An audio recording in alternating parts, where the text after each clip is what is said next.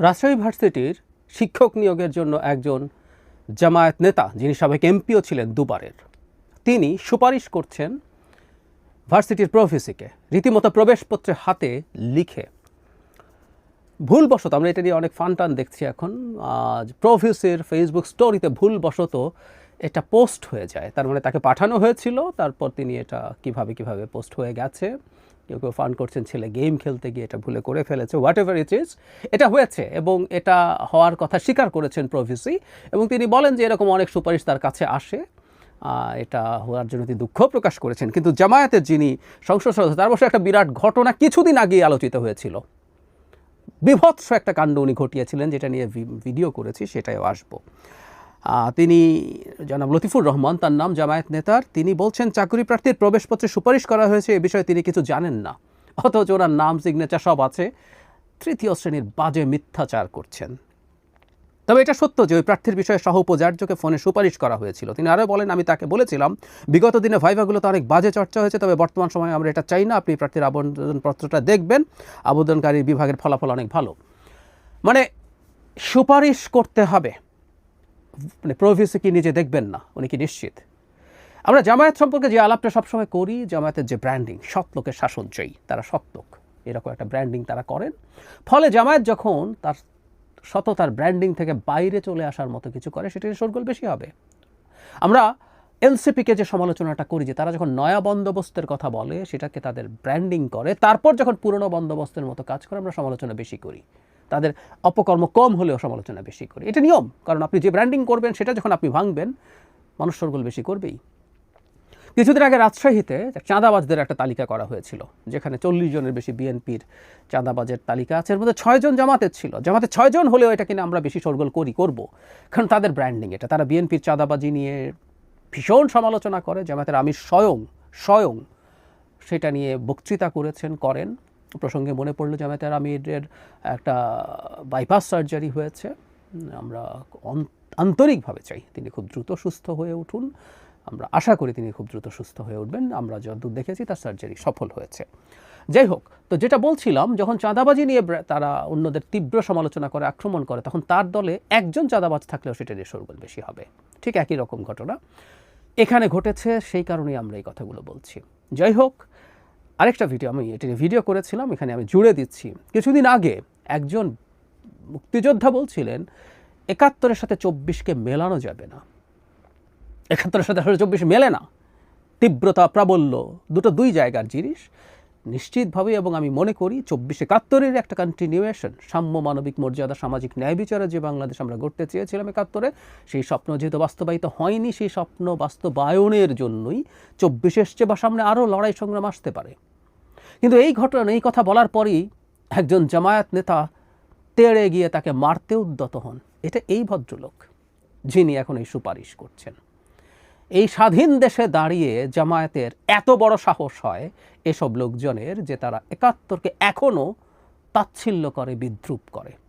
ভয়ঙ্কর ব্যাপার। ওই ভিডিওটা জুড়ে দিচ্ছি, কি হয়েছিল সেদিন সেটাও জানতে পারবেন। এবং মজার ব্যাপার, এসব লোক এখনও জামায়াতে থাকে, সুপারিশও করে বেড়ান চাকরির জন্য।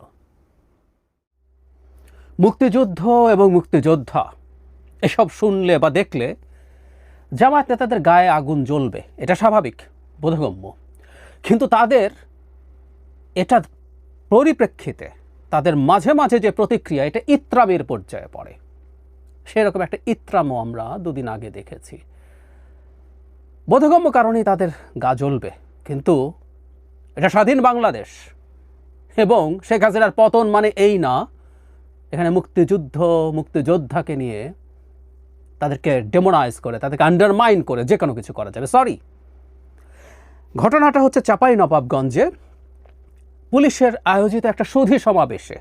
আমি একটা ভিডিও পাওয়া যায়, আমি পেলে ভিডিওটা মন্তব্যে দিয়ে দেবো। আমি প্রথম আলো থেকে নিউজটা পড়ছি, ওখানে তাদের রিপোর্টার ছিলেন, তিনি সেখানে বলছেন মুক্তিযোদ্ধাকে বক্তব্য দেওয়ার সময় থামিয়ে দিয়েছেন। কি হয়েছে? বক্তব্য দিচ্ছিলেন মুক্তিযোদ্ধা সংসদ চাঁপাইনবাবগঞ্জ জেলা ইউনিটের সাবেক সহকারী কমান্ডার মোহাম্মদ তরিকুল আলম। তাকে বাধা দিয়েছেন জেলা জামায়াতের নায়েবে আমির ও সাবেক সংসদ সদস্য লতিফুর রহমান। হেজিপেজি মানুষ নন, নায়েবে আমির এবং সংসদ সদস্যও ছিলেন তিনি। এই আইনশৃঙ্খলা নিয়ে একটা সুধী সমাবেশ হয়েছিল। সেখানে ঘটনাস্থল থেকে দেখা যায় বক্তব্য দিতে গিয়ে 1971-এর মহান মুক্তিযুদ্ধের সঙ্গে 2024 সালের 5 আগস্টকে না মেলানোর আহ্বান জানান মোহাম্মদ তরিকুল ইসলাম। এ সময় সামনের সারিতে বসা জামায়াত নেতা লতিফুর রহমান উত্তেজিত হয়ে আঙুল উঁচিয়ে বীর মুক্তিযোদ্ধা তরিকুল আলমের দিকে তেড়ে আসেন, চিৎকার করে প্রতিবাদ জানিয়ে বক্তব্য থামাতে বলেন। এ সময় আরও কেউ চেঁচামেচি শুরু করেন। একজন তাকে মাইক্রোফোন দিয়ে দিতে বলেন। এই সময় পুলিশের এক সদস্যকে তরিকুল আলমের হাত থেকে মাইক্রোফোন নিয়ে নিতে দেখা যায়। মানে আমরা খেয়াল করছি জামায়াতের চেঁচামেচির কারণে পুলিশ যিনি বক্তব্য দিচ্ছিলেন তার কাছ থেকে মাইক্রোফোন নিয়ে নিয়েছে এবং পুলিশ ওই জামায়াত নেতার শোরগোলকে প্রাধান্য দিয়েছেন। তরিকুল আলম বলেন, আমি কি বলতে চেয়েছিলাম তা বলতে দেওয়া হলো না, আমার বক্তব্য শেষ করতে দেওয়া হলো না বলে তিনি অনুষ্ঠান স্থল ত্যাগ করেন। এ বিষয়ে জানতে চাইলে জামায়াত নেতা লতিফুর রহমান ঘটনাস্থলে প্রথম আলোকে বলেন, উনি 5 আগস্টকে কটাক্ষ করে বক্তব্য দেয় এর প্রতিবাদ জানিয়েছি।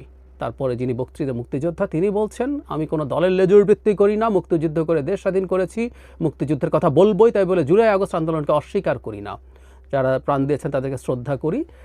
তিনি এগুলো বলতে পারেননি বলেছেন। মানে ব্যাপারটা হচ্ছে 71কে 24 দিয়ে ঢেকে দেওয়ার চেষ্টা আছে। আচ্ছা, এই যে আমিও বলছি 71-এর সাথে 24-কে মেলাবেন না। জামাত আপনারা এখন কি করবেন আমি খুব ভালো মতো জানি, আপনাদের চরিত্র আমার জানা আছে, আমার কমেন্ট বক্সে কি হবে জানি, কোনোদিন সামনাসামনিও অনেক কিছু হতে পারে। না, আমিও মনে করি 71 সাথে ব্যাপ্তিতে, ইন্টেন্সিটিতে, আত্মত্যাগে 71-এর সাথে 24-এর কোনো তুলনা হয় না, নো ওয়ে। কিন্তু আমরা এটাকে দ্বিতীয় মুক্তিযুদ্ধ বলি, এটাকে আমি এই আবেগটাকেও আমি সম্মান করি এবং 24-এও আমি 24-কে রাদার মনে করি 71-এর কন্টিনিউয়েশন। কারণ সাম্য, মানবিক মর্যাদা, সামাজিক ন্যায় বিচারের যে স্বপ্নে আমাদের মুক্তিযুদ্ধ আমরা করেছিলাম, সেটা যেখানে যেখানে বাধাগ্রস্ত হবে সেখানেই এটা আবার আমরা লড়াই করব। আমরা 90-তে এরশাদের বিরুদ্ধে যখন লড়াই করেছিলাম সেই কারণে করেছিলাম, 24-ও শেখ হাসিনার বিরুদ্ধে করেছিলাম। সো ইটস অ্যান এক্সটেনশন আমাদের 71-এর যে লড়াই সেটার। আর 71-এর লড়াই শুধু 71-এর যুদ্ধ না, 47-এর পর থেকেই আমাদের এই লড়াই শুরু হয়েছে। অবশ্য 47 বলায় মনে পড়লো, তখনও এই জামায়াতে ইসলামী ভারতের পক্ষে ছিলেন, পাকিস্তান তৈরির পক্ষে ছিলেন না। 86 সালে তারা যখন এরশাদের বিরুদ্ধে লড়াই করতে, সাথে নির্বাচন করতে গেছেন হাসিনাকে নিয়ে, তখনও ইনসাফের লড়াইয়ে কোনো দল মাঠে ছিল, বিএনপি ছিল, আরও বেশ কিছু লোকজন তাদের সাথে ছিল। সুতরাং এই এরশাদের বিরুদ্ধে লড়াইটাও ইনসাফের লড়াই, যখন তারা এরশাদের পক্ষে গিয়েও হাজির হয়েছিল একটা সময়। তো 24 71-এর এক্সটেনশন, কিন্তু যে কোনো বিবেচনায় 24-কে 71-এর সাথে তুলনা করে 71-কে রিপ্লেস করা, 24-এই সব আছে, এই 24-এর ভিত্তিতেই ভবিষ্যৎ বাংলাদেশ চলবে, তৈরি হবে, সব হবে, ফালতু কথা। জামায়াত এটা চায় কারণ তারা 71-এ কি করেছিল আমরা জানি। আমি প্রায় এটা বলি, তাদের বিরুদ্ধে প্রচুর ফৌজদারি অপরাধের সাথে যুক্ত থাকা এবং কোলাবোরেট করার অভিযোগ আছে। এবং আমরা এই দেশে এখনও ওই সময় দেখা মানুষরা বেঁচে আছে, জামাতেতে ইনভলভ ছিল কিনা, জামাতের প্রচুর নেতা ইনভলভ ছিল কিনা সবাই জানে। আমি তাত্ত্বিকভাবে বলেছি, এটা আমি সরিয়েও রাখি, যদি তর্কের খাতিরে সরিয়েও রাখি। সেটা হচ্ছে নৈতিকভাবে পাকিস্তানকে এইভাবে, পশ্চিম পাকিস্তানেরা যেভাবে পাকিস্তানকে একত্রে রাখতে গিয়েছিলেন সেটাকে তারা সমর্থন দিয়েছিলেন, বলেন পলিটিক্যালি এবং এথিক্যালি। আমি প্রায় বলি 25শে মার্চের আগ পর্যন্ত এই কাজটা আপনি করতেও পারেন। এরপর তারা যেভাবে এই দেশের জনগণের উপরে ঝাঁপিয়ে পড়েছে, যেভাবে যুদ্ধাপরাধ, মানবাধিকার লঙ্ঘন, হত্যা, লুণ্ঠন এবং ধর্ষণ করার মাধ্যমে একটা জাতিগোষ্ঠীকে অপ্রেস করে তার দেশকে একত্র রাখতে চেয়েছিলেন, নৈতিকভাবেও সেটাকে সমর্থন করা যায় না, নৈতিকভাবেও যায় না। সে জামাত আস্ফালন করছে এখন এই দেশের মাটিতে বসে।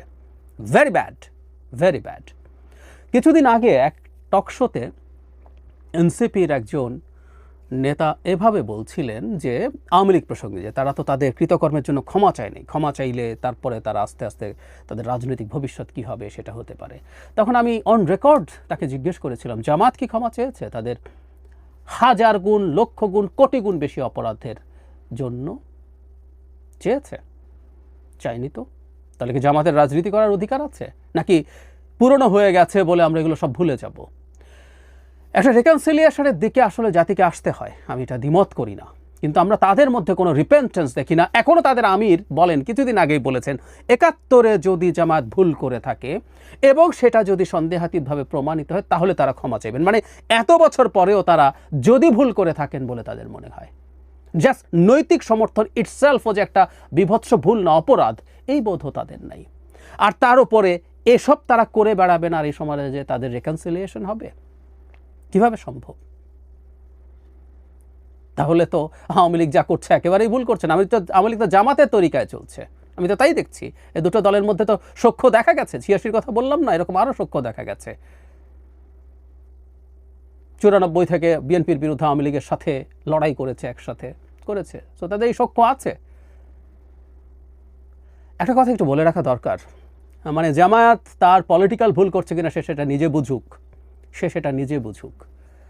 এটা করে তার কী লাভ হচ্ছে, নতুন প্রজন্মের সাথে সে কী দেখা যায়। তার যদি মনে করা হয় যে এই মুহূর্তে জেনজিরা মুক্তিযুদ্ধের কথা তেমন কিছু জানে না, এবং এটা সত্য, আওয়ামী লীগ যেভাবে মুক্তিযুদ্ধকে দিয়ে তার স্বৈরাচারকে টিকিয়ে রাখার চেষ্টা করেছে, তাতে এই মুক্তিযুদ্ধের চেতনা, মুক্তিযুদ্ধের ইতিহাস, মুক্তিযুদ্ধে মানুষের ত্যাগ, এগুলো অনেক ক্ষেত্রেই হাসাহাসির বিষয়ে পরিণত হয়েছে। I agree.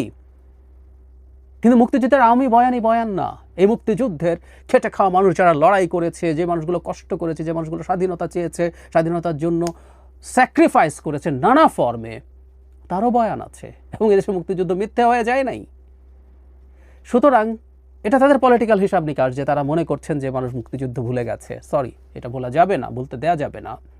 কিন্তু মুক্তিযুদ্ধ এবং মুক্তিযোদ্ধাদের বিরুদ্ধে ডেরোগেটরি আচরণ এবং মন্তব্য করে বাংলাদেশে তারা রাজনীতি করবেন, এটা আমরা মেনে নেব কি না, এইসব প্রশ্ন আসতে হবে। এটা বাংলাদেশ, এটা পাকিস্তান না।